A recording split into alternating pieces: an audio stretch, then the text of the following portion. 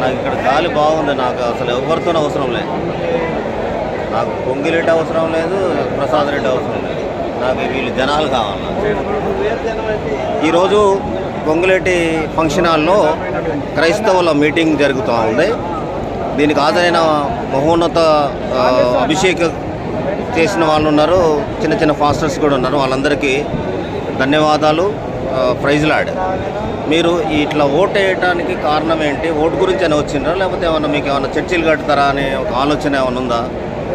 చర్చిలు కట్టిస్తా అని మాట ఇస్తేనే ఓటేయండి, లేకపోతే అస్సలు వేయబాకండి. ఓకేనా? ఒక రైట్. KH9ని సబ్స్క్రైబ్ చేయండి, గంట కొట్టండి.